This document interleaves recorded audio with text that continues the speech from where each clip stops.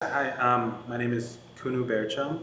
I'm Northern Cheyenne on my father's side and Ho-Chunk Nation and German on my mother's side. I live here in Eugene, Oregon. Um, I have relatives and family in Springfield and throughout Lane County. I was born in Eugene, actually, and was raised in New Mexico, and then came back to Oregon after I graduated high school. Awesome.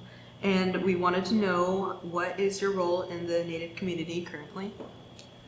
Yeah, so currently I'm here in Eugene. I lived in Portland previously for about 10 years before the pandemic happened. I got a few different multimedia degrees there and started my multimedia production career up there.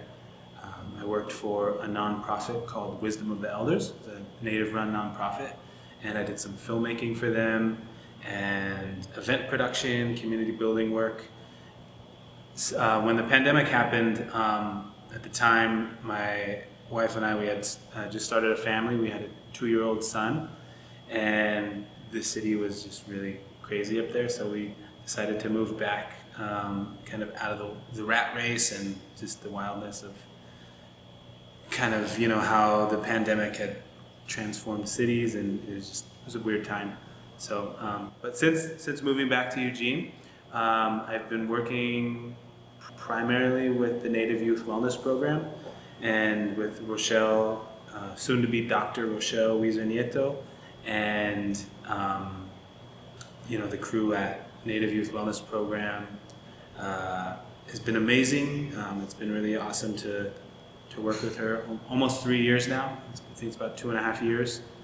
And other than that, as far as being a member of the community here, I try to show up whenever I can. If there's like a community dinner, something like this with the Illumination project, I think it's very important to, just realize that like we're living in this moment now, but what we're doing and how we're living is history. We are. There's this term going around in Indian country right now that I really love, and it's called be a good ancestor. And the idea that in tribal communities we talk about the concept of 7 generations, and when we think about making decisions, we think about how it would affect 7 generations down the line, and being aware of the 7 generations before us, that what they had to sacrifice and decisions they made for us to be here today. So Thank you. What's the importance of hospitality during interviews and/or bringing gifts in exchange for knowledge and things within the Native community? yeah, so this idea of kind of honorariums or gifting for knowledge, or for in this example, an interview or time, just in general, the idea of it being an exchange, and it being non-extractive. And this is something that in Indian country and a lot of indigenous cultures is very much a part of. It's just a part of our ways of being. If you're going to go and spend time with an elder or a culture bearer or someone who has some sort of knowledge that you're seeking, you go with a gift. A lot of times it's tobacco for prayer, or different medicine plants, money, food, just something, just a gesture, a gift. So it's an exchange, and it's actually something that some of the work that I do is with Oregon Public Broadcasting, and do video production with them and do some journalism work with them.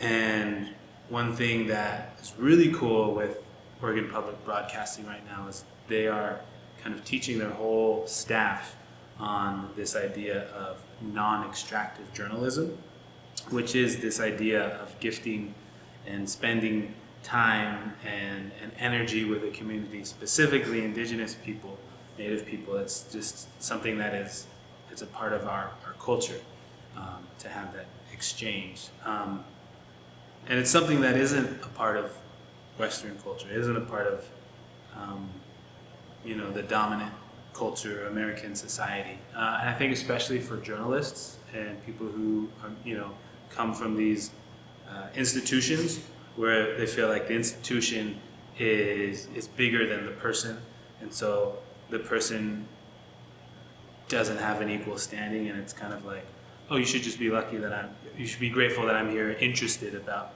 you, and I should, and there is not an idea of an exchange, and it's like journalists, museums, institutions, there's this idea that organization is bigger than the individual, and so I think it's important for us when we're doing this Illumination project in the tribal community to kind of stand on that and say, no, this is important for the way we do things,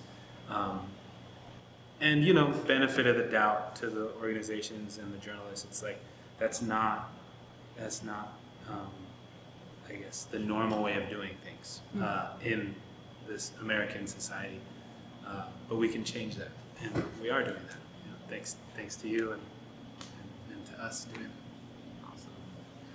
Yeah. So just last minute thoughts is I'm really grateful for Mindy and Maddie and the team there at the Springfield Museum for having the kind of the thought and just the open-mindedness of including non-white communities and people in the museum, in their archives and their work, because it was like a few years ago I met with Mindy at the museum, and it was like, wow, like look at this, there's like, it's like 97% white guys in the entire museum, like not even white women, just white guys.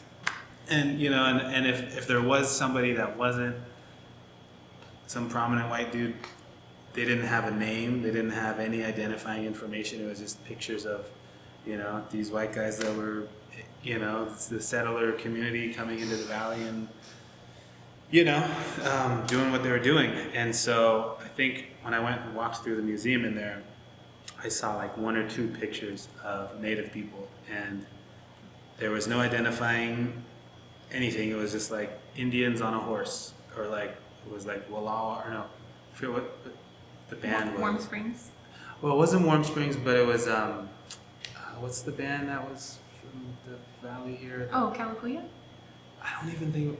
Maybe it was Kalapuya, but it was just like Kalapuya Indians on horseback, and it was like there was.